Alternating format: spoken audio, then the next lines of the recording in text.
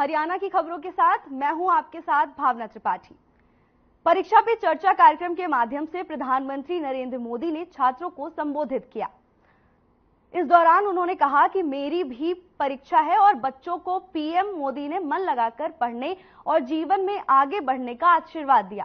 बता दें कि पीएम मोदी ने इस कार्यक्रम के माध्यम से देश भर के छात्रों को कार्यक्रम का लक्ष्य बताया। उन्होंने कहा कि परीक्षा के वक्त युवाओं को दबाव मुक्त और सही मार्गदर्शन की आवश्यकता है।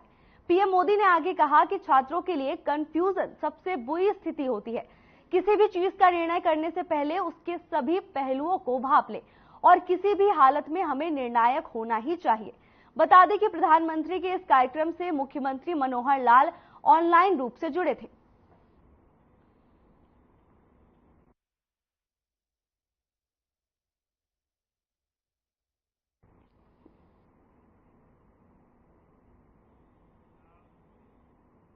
मुख्यमंत्री मनोहर लाल ने हरियाणा में जनसभा को संबोधित करते हुए कहा कि जल्द 60,000 के लगभग ग्रुप सी और डी के पद भरे जाएंगे। पहले होगी ग्रुप सी के पदों पर भर्ती, उसके बाद ग्रुप डी के परिणामों को जारी किया जाएगा। वहीं मुख्यमंत्री ने कहा कि स्वच्छ शासन प्रशासन, पारदर्शिता और अंतिम व्यक्ति को लाभ पहुंचाने के मुद्दे पर लोकसभा और विधानसभा चुनाव लड़ा जाएगा।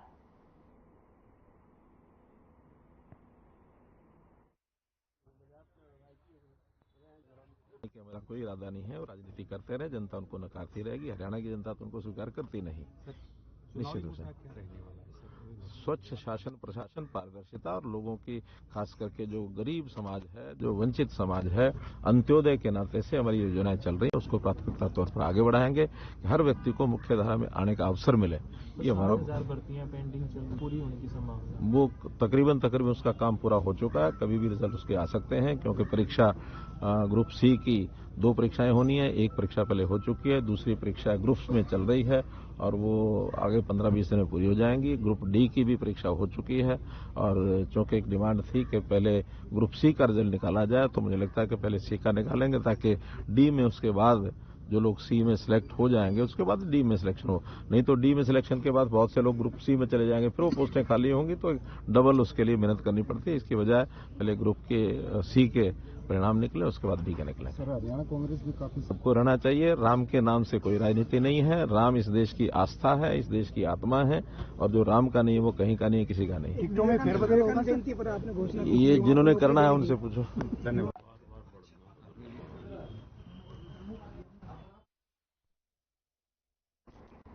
पानीपत में सीएम मनोहर लाल ने इलेक्ट्रॉनिक सिटी बसों को हरी झंडी दिखाकर शुभारंभ किया, जिसके बाद सीएम मनोहर लाल ने जनसभा को संबोधित भी किया।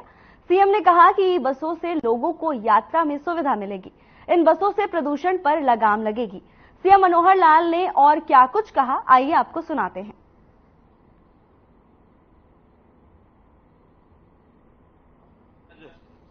पानीपत में जब ये कार्यक्रम हो रहा है तो मुझे याद आ रहा है पानीपत ऐतिहासिक चीजों के लिए और एक प्रकार से अपना स्थान प्राप्त करता जा रहा है। ऐतिहासिक लड़ाइयां पानीपत की प्रसिद्ध है, देश और दुनिया में लोग याद रखते हैं।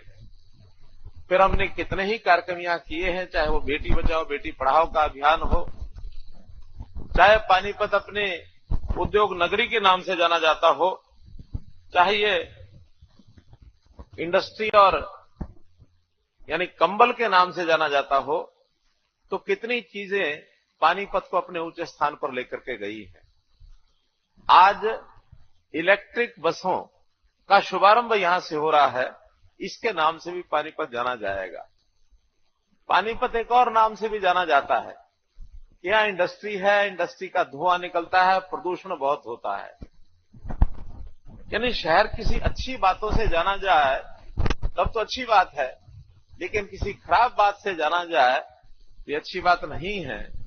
इसी प्रदूषण को कम करने के लिए यहां की जितने बसें, चाहे वो डीजल से पेट्रोल से चलती हो या फिर अपनी वाहन व्यवस्था भी प्रदूषण को बढ़ाने वाली है, उसको कैसे कम किया जाए, कैसे उसके ऊपर कंट्रोल किया जाए, इसीलिए आज ये इलेक्ट्रिक की बसें यहां चलाई जा रही हैं, जिसमें से प्रदूषण में भी कमी आएगी, ताकि हम प्रदूषण की नगरी ना कहलाएं, हम स्वच्छ हवा, साफ हवा को प्राप्त करने में एक कदम आगे बढ़ा रहे हैं। इस नाते से इस विषय को हम लेकर के चल रहे हैं।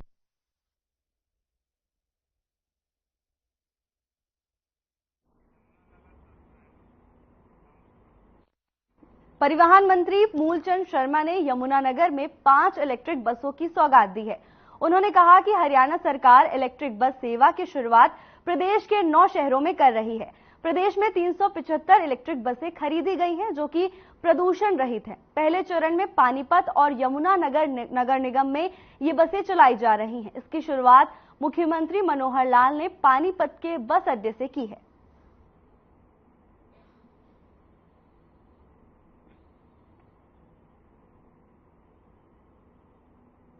आज मैं प्रदेश के मुख्यमंत्री माननीय मनोहर लाल जी का धन्यवाद करूंगा। पूरे हरियाणा में जो इलेक्ट्रिकल बसों की शुरुआत की, जिसकी कभी कल्पना करा करते, वो आज वो धरातल पर उतारने का काम किया। और पूरे हरियाणा में 375, पहले उसमें 375 बसों की शुरुआत, और आने वाले समय में मिनी बस और आने वाली हैं, जिससे क्या है कि शहर में नगर पालिका या छोटे छोटे कस्बों शहर में जिनकी शुरुआत होगी, और इससे क्या है कि पॉल्यूशन से मुक्ति मिलेगी। और बार बार किसी बार हड़ताल होना, डीजल ना आना, बस खड़े रह जाना, कम ज़्यादा होना, उससे भी मुक्ति मिलेगी कि आदमी चार्ज करेगा, इनको चार्जिंग करेंगे और चलाएंगे शहर गांव में। इसकी बहुत बड़ी क्रांति है। 2022 में प्रदेश के मुख्यमंत्री विधानसभा में कहा था, और विधानसभा को 18 महीने में हमने पूरा।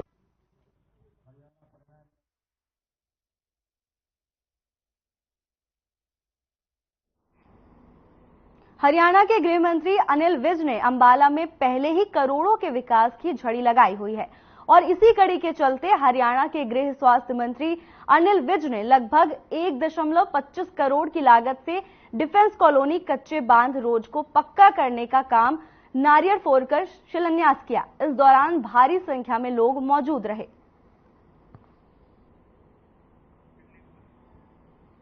करोड़ों के प्रोजेक्ट का शिलान्यास किया गया। इस दौरान मंत्री अनिल विज भी मौजूद रहे।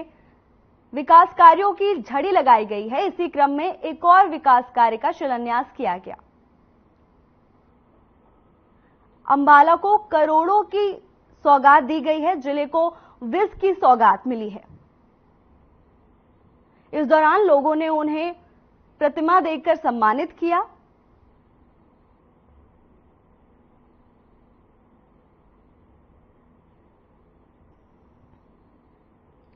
सौगात पाकर अंबाला खुश नजर आ रहा है।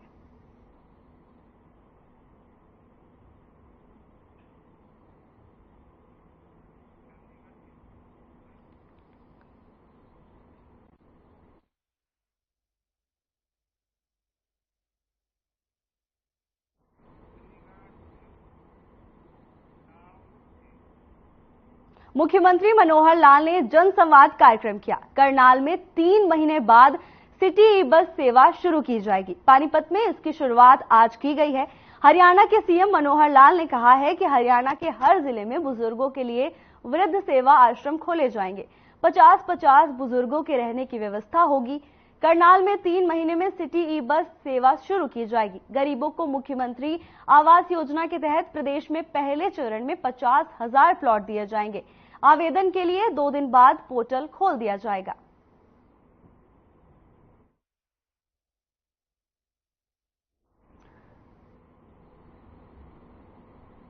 हर जिले में बुजुर्गों के रहने की व्यवस्था की जाएगी, जिसमें पहले 50-50 बुजुर्गों के रहने की व्यवस्था की जाएगी।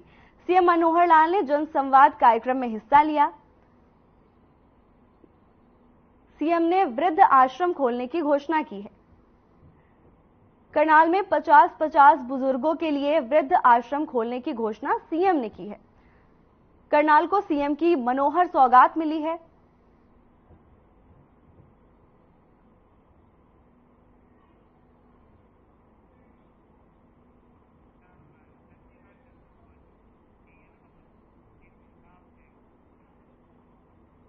चंडीगढ़ में मुख्य सचिव संजीव कौशल ने विभागों के वरिष्ठ अधिकारियों के साथ बैठक की।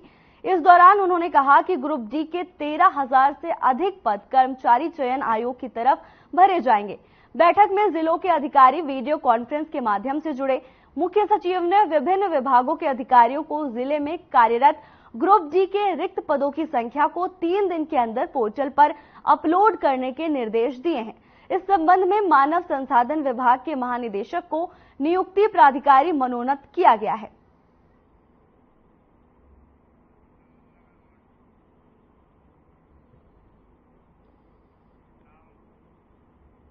यमुनानगर से दिल दहला देने वाला मामला सामने आया है। गुलाबगढ़ नहर के पास जला हुआ शव मिला है। युवक के हाथ पांव पूरी तरह से बंधे हुए थे। शव पूरी तरह से जला हुआ था और शरीर का आधा हिस्सा गायब था। युवक की पहचान लाडवा के रहने वाले राजन के रूप में हुई। मामले की सूचना मिलते ही यमुनानगर सदर थाने की पुलिस और फोरेंसिक टीम समेत सीआईए की टीम मौके पर पहुंची। जानकारी के मुताबिक राजन बिश्नोई गैंग से जुड़ा हुआ था और बिश्नोई गैंग का शूटर था। बम्बिहा गैंग ने सोशल मीडिया पर पोस्ट डालकर राजन की हत्या की जिम्मेदारी ली है।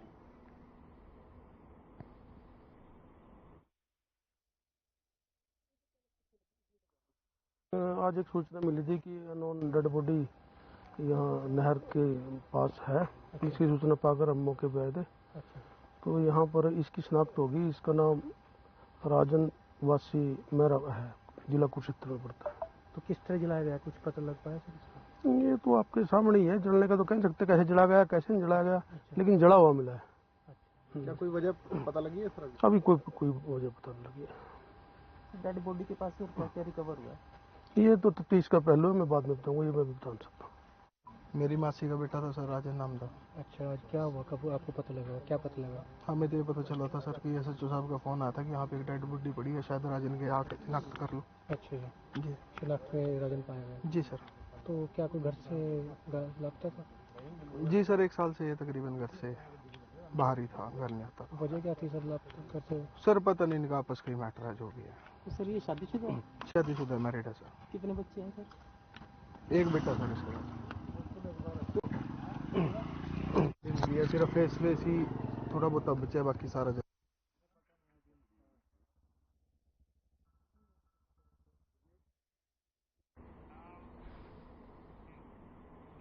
10वां अंतर्राष्ट्रीय हिंदी अधिवेशन को भारतीय उच्चायोग दुबई के सभागार में धूमधाम से मनाया गया, जिसमें देश विदेश के भारतीय प्रवासी एवं भारत के 26 राज्यों से 150 प्रतिनिधियों ने भाग लिया। इस समारोह के मुख्य अतिथि दुबई के भारतीय काउंसलेट की देखरेख में संपन्न हुआ। मीना चौधरी को भाषा सहोदरी सम्मान से सम्मानित भी किया गया। कार्यक्रम की शुरुआत भारत के राष्ट्रगान के साथ हुई। दीप प्रज्वलन के पश्चात दुबई की ज्योति कला द्वारा सुमधुर सरस्वती वंदना, मीनू बाला मल्होत्रा द्वारा भारत के विभिन्न राज्यों का नृत्य पेश किया गया।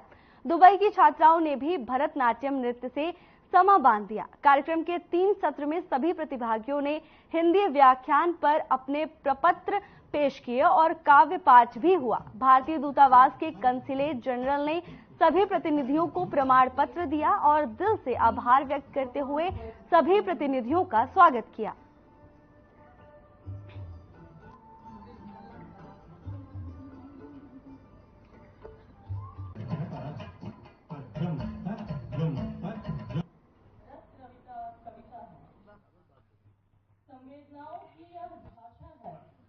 संवेदनाओं की यह भाषा है, कभी आँख की परिभाषा है। निशा में कराहती पीड़िता है, निशा में कराहती पीड़िता है, यही करुणा कविता है। क्रांति की यह ज्वाला है, क्रांति की यह ज्वाला है, सुसपनों की मधुशाला है, नवयुग की चित्रशाला है, शब्दों की मणिमाला है, नवरस की तरंगिता है, युग युग की यह कविता है। रक्त की यह लाली है, रक्त की यह लाली है, प्याली है, मातृ हृदय की ममता है, सप्त स्वरों की समता है, धनिता है, कवि वाल्मीकि की धनिता है, चिर शाश्वत यह कविता है। Stage and please perform Swasti Vandana.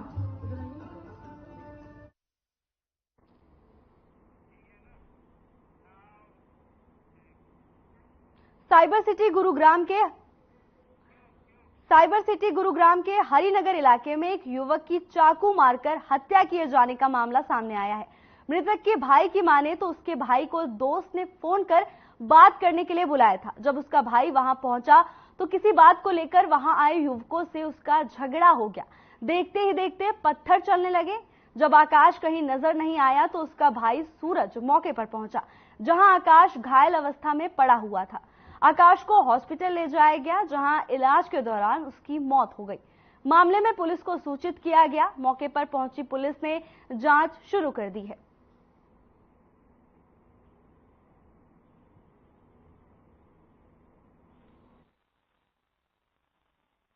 सूरज क्या हुआ सर? शाम तक हम 5 साढ़े 5 हम क्रिकेट खेल के आए थे। फिर 6 बजे के समथिंग प्रथम का फोन आया आकाश के पास कि आकाश भाई आ जाओ, कृष्णा से बात करनी है। ठीक है, तो हम ये गया 6 बजे। उसके बाद मुझे पापा ने वो रोक लिया था उस टाइम पीएफ वगैरह करने के लिए, तो मैं 5-6 मिनट बाद पीछे से गया। तो जब मैं लेट पहुंचा तो वहां देखा तो ईंटें वींटें जो होती है ना, वो बरसा रहे थे सबके ऊपर, तो सब भाग के एक साइड हो गए। फरीदाबाद में चोरों के हौसले लगातार बुलंद हो रहे हैं। जहां एक तरफ पुलिस लोगों को जागरूक कर रही है, तो वहीं दूसरी तरफ चोरी के मामले बढ़ते जा रहे हैं। इसी कड़ी में पुलिस की कड़ी मशक्कत के बाद एक आरोपी को फरीदाबाद से गिरफ्तार किया गया। इसके साथ ही 2 आरोपियों को उत्तर प्रदेश के रघुपुरा से गिरफ्तार किया गया है। बता दें कि वाहन चोर गैंग के कुल 4 आरोपियों को गिरफ्तार किया गया है। इस मामले में एक इको, एक ऑल्टो और 2 वैगनार गाड़ी बरामद की गई हैं, जिसकी जानकारी एसीपी अमन यादव ने प्रेस कॉन्फ्रेंस के जरिए दी है। उन्होंने कहा कि आरोपी गाड़ियों की चोरी करने के बाद अपने दोस्त की गैराज में गाड़ी का नंबर चेंज करने का काम भी करते थे।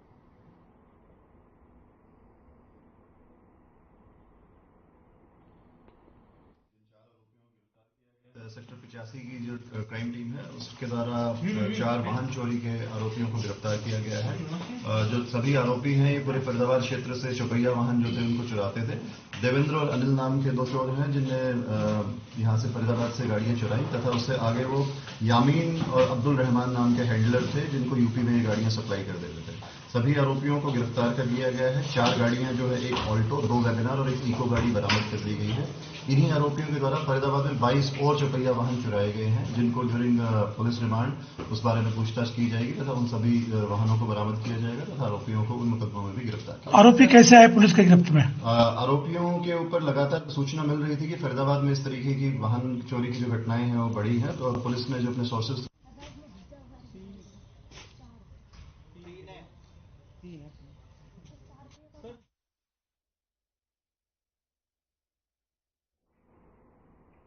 पूंडरी में चोरी की वारदातों में वृद्धि हो रही है। बता दें कि बीती रात पूंडरी में रहने वाले हरिचंद्र पिछले 12 दिनों से मध्य प्रदेश गए हुए थे। इसी बीच चोरों ने उनका घर अच्छी तरह से लूट लिया। बता दें कि नुकसान का अंदाजा मकान मालिक के आने के बाद ही पता चल पाएगा।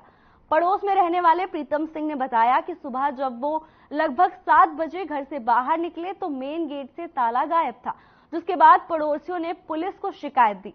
चौकी से मौके पर पहुंचे एएसआई सुखबीर ने कहा कि हमने वारदात स्थल की जांच कर ली है।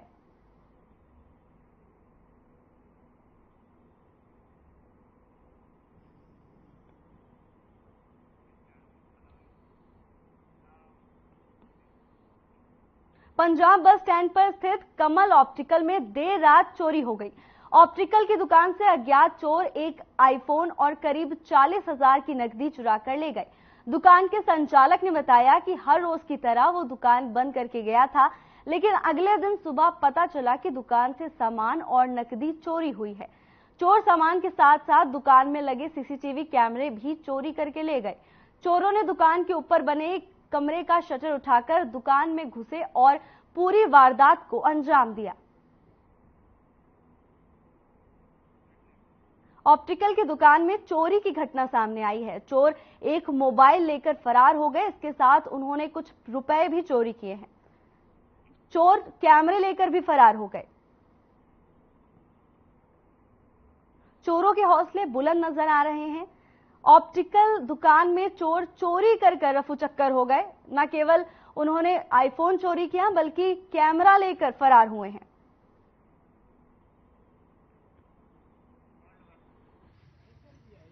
दुकान का नाम कमल ऑप्टिकल है। और आपका नाम जी? मेरा नाम गोपाल चंद है। तो बीती रात क्या घटना हुई है जी? रात को सुबह 8 बजे दुकान खोली थी तो अंदर लाइटें जल रही थी, और जब गला वगैरह देखा तो उसमें से पैसे गायब थे। तो कितने का नुकसान हो चुका है जी आपका?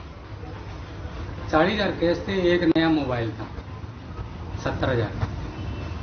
तो आपने पुलिस में रिपोर्ट दर्ज करवाई? हाँ, करा दीजिए। तो क्या मांग करेंगे जी पुलिस से आप? बस पकड़ा जाए और हमारा सामान मिले।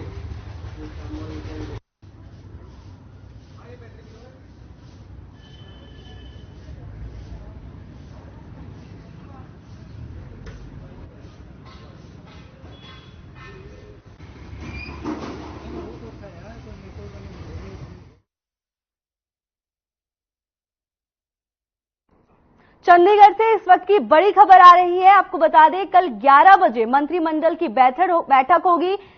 मुख्यमंत्री चंडीगढ़ में कल 11 बजे मंत्रिमंडल की बैठक होगी। सीएम मनोहर लाल बैठक की अध्यक्षता करेंगे। बैठक के बाद अंबाला रवाना होंगे सीएम। कुरुक्षेत्र दौरे पर भी जाएंगे सीएम मनोहर लाल। बैठक के बाद अंबाला रवाना होंगे सीएम। चंडीगढ़ से इस वक्त की बड़ी खबर आपको बता रहे हैं। कल 11 बजे मंत्रिमंडल की बैठक होगी। सीएम मनोहर लाल बैठक की अध्यक्षता करेंगे। बैठक के बाद सीएम अंबाला के लिए रवाना हो जाएंगे। कुरुक्षेत्र दौरे पर भी सीएम मनोहर लाल जाएंगे। बैठक के बाद अंबाला के लिए रवाना होंगे सीएम। चंडीगढ़ से इस वक्त की बड़ी खबर, कल 11 बजे मंत्रिमंडल की बैठक होगी, जिसकी अध्यक्षता सीएम मनोहर लाल करेंगे। बैठक के बाद अंबाला के लिए रवाना होंगे सीएम। सीएम मनोहर लाल कुरुक्षेत्र दौरे पर भी रहेंगे। चंडीगढ़ से इस वक्त की बड़ी खबर आपको बता दें, कल 11 बजे मंत्रिमंडल की बैठक होगी। सीएम मनोहर लाल बैठक की अध्यक्षता करेंगे। बैठक के बाद अंबाला के लिए रवाना होंगे सीएम। कुरुक्षेत्र दौरे पर भी जाएंगे सीएम मनोहर लाल। बैठक के बाद अंबाला के लिए रवाना होंगे सीएम। कल 11 बजे मंत्रिमंडल की होगी बैठक।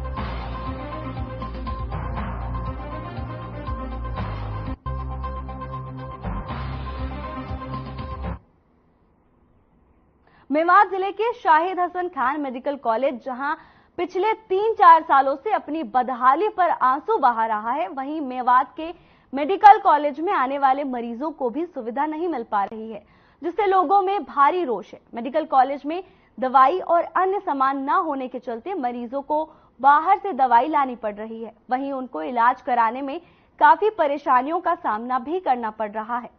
मेवात के मेडिकल कॉलेज के डायरेक्टर मुकेश कुमार ने दावा करते हुए कहा कि वो लगातार मेडिकल कॉलेज में सुविधाओं को बेहतर बनाने के लिए प्रयास कर रहे हैं। जहां पहले ये रेफर केंद्र बना हुआ था, वहीं अब मरीजों का यहां इलाज कर धीरे धीरे उन्हें दवाइयां भी दी जाने लगी हैं और उनका प्रयास है कि मेवात के मेडिकल कॉलेज में अल्ट्रासाउंड और एक्सरे मशीन को भी जल्द से जल्द शुरू कराया जाएगा।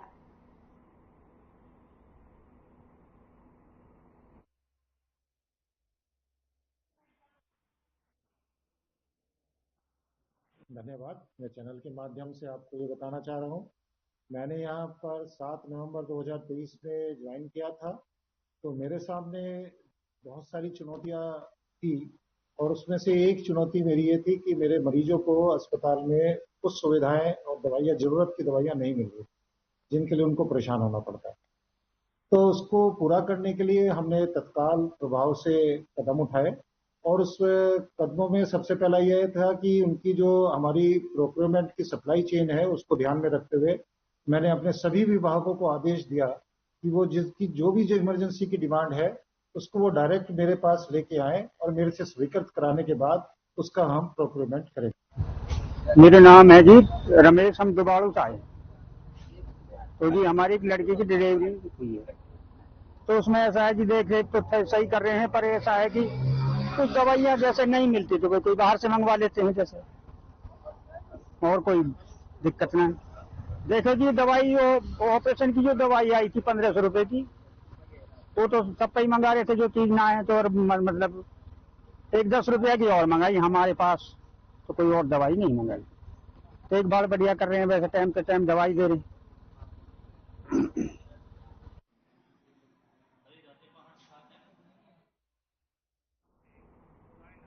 फिलहाल के लिए बस इतना ही। जल्द हाजिर होंगे नई अपडेट्स के साथ। नमस्कार।